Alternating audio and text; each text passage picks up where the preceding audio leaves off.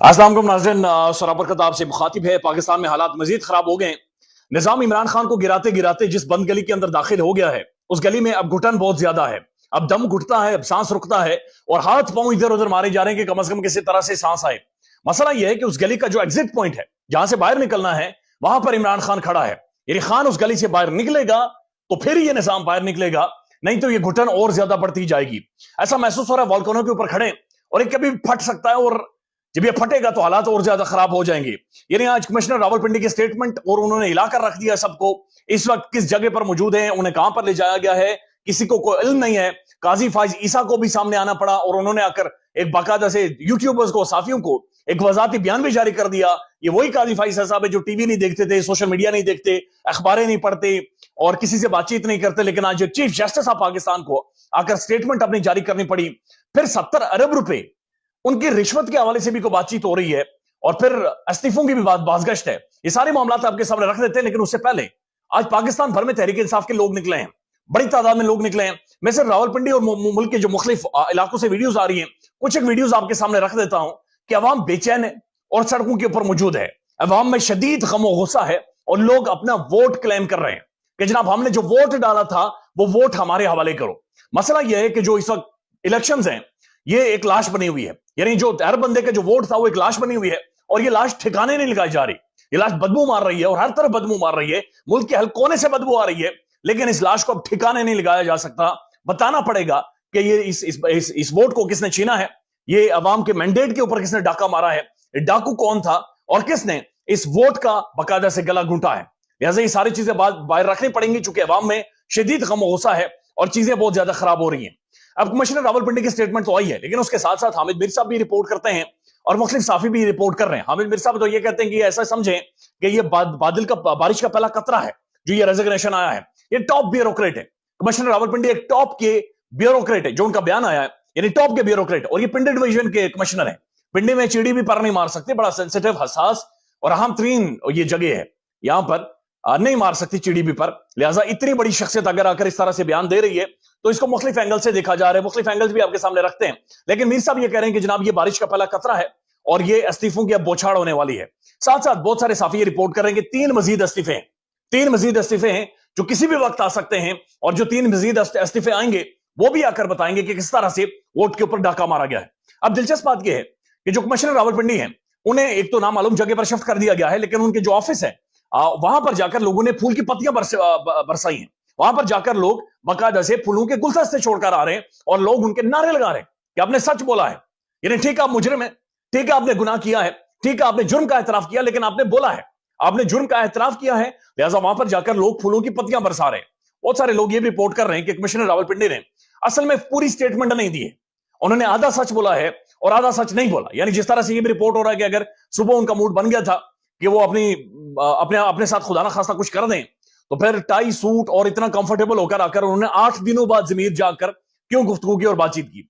फिर यह भी जाहिर है उन्होंने अपनी वीडियो में यह कहा है कि जनाब जो इंतखाबात के अंदर धांधली हुई है वो सारी धांधली हमने की है। यानी वो कह रहे हैं कि मैंने की है और मेरे नीचे जो आरओज हैं या डीआरओज हैं हम सब ने मिलकर की है, इसके अंदर इदारों का कोई ताल्लुक नहीं है। यानी उन्होंने कहा कि एस्टेब्लिशमेंट का इसके अंदर कोई ताल्लुक नहीं है, इसके अंदर जिम्मेदारी है चीफ इलेक्शन कमिश्नर शरीक जुर्म है, सुप्रीम कोर्ट के चीफ जस्टिस काजी फाइज ईसा शरीक जुर्म है, लेकिन एस्टेब्लिशमेंट उनका यह कहना है कि वो शरीक जुर्म नहीं है। अभी से इस एंगल से भी पाकिस्तान के मुख्तलिफ साफी देख रहे हैं और इसके ऊपर बातचीत कर रहे हैं। अब अक्सर अरशद शरीफ साहब ने यह बाकायदा से इस तरह मुतारिफ करवाई थी और अब हर सूरत हाल में देखी जाती है। वो कहा जाता है कि smoking guns in the hands of a conspirator, जो साजिशी होता है, यानी बाज़ औक़ात किसी जगह पर अगर फायर किया जाता है और फायर की किसी जगह से आवाज आती है तो पहले मुड़कर देखा जाता है कि किसकी गन में से धुआं निकल रहा है। स्मोकिंग गन्स, जिसकी गन में से धुआं निकल रहा होगा उसी के बारे में जाहिर वही होगा जिसने फायर किया होगा। अब जब से उनकी स्टेटमेंट आई है उसके बाद पहला तो रद्द-ए-अमल खैर मामूली तौर पर काजी फाइज ईसा साहब का आया, और काजी फाइज ईसा साहब के ऊपर खुद उन्होंने इल्जाम लगा दिए कि यहां जनाब ये बंदा भी गुनाहों के अंदर शामिल है, यानी कि मुअज़्ज़ज़ chief justice of Pakistan honourable chief justice भी इस गुनाह के अंदर शामिल है। फिर उनकी स्टेटमेंट आती है, अचानक से वो कंस्ट्रक्शन सुप्रीम कोर्ट के वहां पर जो कंस्ट्रक्शन हो रही है वो देखने आ जाते हैं, माशाल्लाह सुर्ख शर्ट स्वेटर उन्होंने पहनी हुई है, और अचानक से वो बाकायदा मोबाइल फोन के कैमरों के ऊपर बातचीत भी करना शुरू कर देते हैं और इस हवाले से बातचीत करते हैं और कहते हैं कि जनाब कल को मेरे ऊपर कोई चोरी का भी इल्जाम लगा सकता है या कत्ल का भी लगा सकता है। सर चोरी का इल्जाम आपके ऊपर लग गया है कि आपने वोट के ऊपर डाका मारा है, وہ لگا نہیں سکتا. وہ لگا رہا ہے کہ آپ نے جناب چوری کی ہے, آپ نے عوام کے ووٹ کے اوپر چوری کی ہے. یہ کھل کر وہ بات چیت کر گئے ہیں, یہ کھل کر انہوں نے بتا دیا ہے. اب سپریم کورٹ نے ظاہر یہ طے کیا کہ اس کے اوپر سو موٹر نہیں لیں گے, اس کے اوپر یعنی وہ اس طرح سے نہیں جائیں گے, لیکن بہرحال اس کے اوپر انکوائری ہوگی اور یہ ساری چیزیں کھل کر منظر عام پر آئیں گی. لیکن دلچسپ بات یہ ہے کہ سمیع ابراہیم صاحب نے اس معاملے کو رپورٹ کیا ہے, اور سمیع ابراہیم صاحب یہ کہتے ہیں کہ جناب جو کمشنر راولپنڈی ہیں ان کے پاس ثبوت موجود ہیں. سمیع ابراہیم صاحب نے اپنے ویلاگ میں ذکر کیا کہ ان کے پاس WhatsApp recordings, WhatsApp voice notes اور بہت سارے میسجز ان کے پاس موجود ہیں کہ اگر یہ والا جو ایویڈنس ہے یہ باہر آ گیا تو یہ اس قدر خوفناک ایویڈنس ہوگا کہ پورا نظام ہل کر رہ جائے گا. یعنی کہ وہ یہ کہہ رہے ہیں کہ باقاعدہ سے انہیں وائس نوٹس بھیجے گے, وائس میسجز بھیجے گے, اور وہ ان کے پاس بطور ثبوت موجود ہیں, اور ان کے آفس اور جگہ کو اس لیے سیل کیا گیا ہے تاکہ مزید ایویڈنس کو ٹیمپر کیا جائے, یا اگر کوئی ایویڈنس موجود ہے تو اسے ختم کر دیا جائے. سمیع ابراہیم صاحب رپورٹ کر رہے ہیں.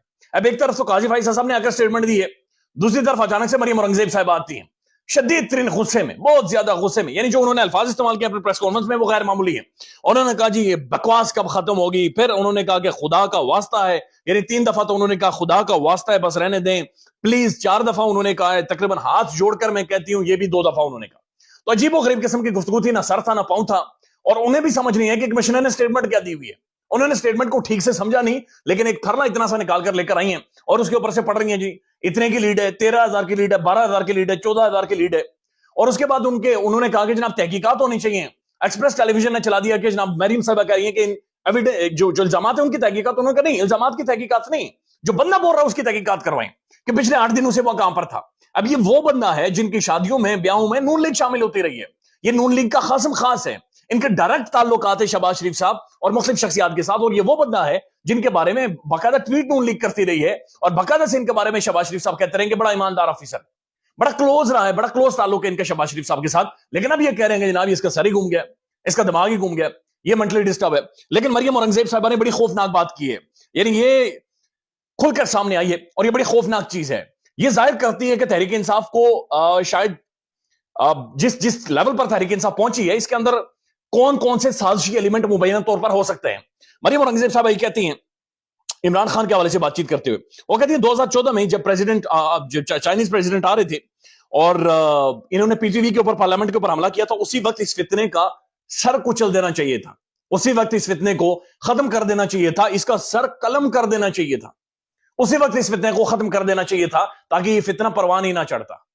اب یہ چیز ظاہر کرتی ہے کہ ظاہر تحریک انصاف جب بھی کوئی پبلک میں نکلتی ہے, ڈیمونسٹریشن کرتی ہے, اس کے اندر شرپسند ایلیمنٹ شامل ہو جاتے ہیں, اور یہ جس ذہنیت کی عکاسی, یہ جو سوچ مریم اورنگزیب صاحبہ نے نکالی, یہ بڑی خوفناک ہے, یہ بہت خوفناک ہے, اور یہ اس کے اندر سے ایک بدماشی جھلکتی ہے, یہ خوف ہے, یہ ٹر ہے کہ سر کو چلنا چاہیے تھا. اور جس طرح سے بار بار وہ فتنہ فتنہ فتنہ کہہ رہی ہیں, اور جس اگریشن کے ساتھ وہ کہہ رہی ہیں, جو باڈی لینگویج تھی وہ بڑی خوفناک ہے, یہ بہت زیادہ خوفناک ہے. لہٰذا یہ دیکھنا ہوگا کہ جو 9 مئی ہو یا مختلف اور واقعات ہوں, ان کے اندر جو شرپسند شامل ہوئے ہیں وہ کس طرح سے شامل ہوئے, کس نے شامل کر, وہ معاملات کس طرح سے چلے.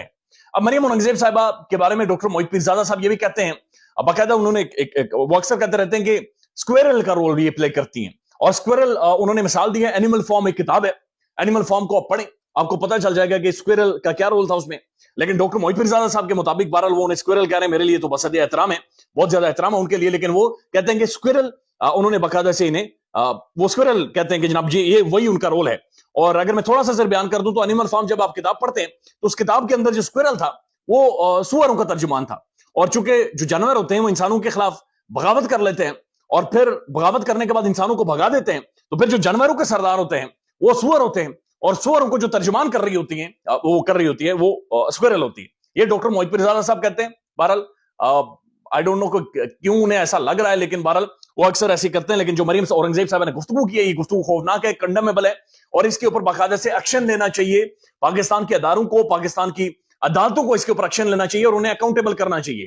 ان سے پوچھنا چاہیے کہ کس طرح کی ایک پاکستان کے اندر انتشار اور فساد باقاعدہ سے آپ نے پھیلانے کی کوشش کی ہے. اب جو اچکزئی صاحب ہیں, ان کی ایک سٹیٹمنٹ ہے, اور ان کی سٹیٹمنٹ بڑی خوفناک اور خطرناک ہے, اور وہ جو بات چیت کر رہے ہیں وہ پتہ نہیں کس طرح کی گفتگو کر رہے ہیں, لیکن وہ بھی ظاہر فرسٹریٹ کر گئے ہیں. وہ کہتے ہیں کہ ہم اس پارٹی کو سپورٹ کریں گے, یہ محمود خان اچکزئی صاحب کہہ رہے ہیں, ہم اس پارٹی کو سپورٹ کریں گے جو پارلیمنٹ میں پہلی قرارداد یہ پیش کرے گی کہ جناب, وہ کہتے ہیں عمران خان سے ہمارے اختلافات اپنی جگہ ہیں, لیکن پاکستان کے عوام نے اس کی جماعت کو ووٹ دیا ہے, پارلیمنٹ کو چاہیے کہ یہ قرارداد پاس کریں کہ عمران خان اور ان کے ساتھیوں کو فوری طور پر رہا کر کے ان کے خلاف مقدمات ختم کیے جائیں. یہ محمود خان اشرفزائی صاحب نے باقاعدہ سے پختونخوا ملی عوامی پارٹی کے یہ لیڈر ہیں، انہوں نے ڈیمانڈ کر دی ہے. اس کے بعد وہ کہتے ہیں کہ ہمیں تنگ نہ کیا جائے، ہم یہ طاقت رکھتے ہیں کہ پھر بلوچستان کے ریلوے اسٹیشن پر کوئی ریل نہیں رکے گی اور کوئی ہوائی اڈے پر کوئی جہاز نہیں اترے گا. یہ بہت ساری انہوں نے خطرناک قسم کی باتیں کی ہیں، اور وہ بھی ظاہر کھل کر یہ بات چیت کرنے کہ ہمارا مینڈیٹ چوری ہوا ہے. اور ان کا یہ کہنا ہے کہ تقریباً 70 ارب روپے کی پیمنٹ کی گئی ہے بلوچستان کے انتخابات کو اور ساری چیزوں کو مینج کرنے کے لیے. بڑی خوفناک صورتحال ہے. اللہ تعالیٰ پاکستان پر رحم کرے، اداروں پر رحم کرے. مریم اورنگزیب صاحبہ نے جس طرح کی زبان استعمال کی ہے، اللہ تعالیٰ اس شر سے پاکستان کو محفوظ رکھے. پاکستان کے تمام تر لیڈرز، چاہے شریف خاندان ہو، چاہے نون لیگ ہو، چاہے مریم اورنگزیب صاحبہ خود ہو، اللہ انہیں لمبی زندگی دے، انہیں پولیٹکس کرنے دے، یہ سیاست کریں، کھل کر بات چیت کریں، لیکن نفرت کم از کم نہ پھیلائیں. خیال رکھیے گا اپنا. اللہ حافظ.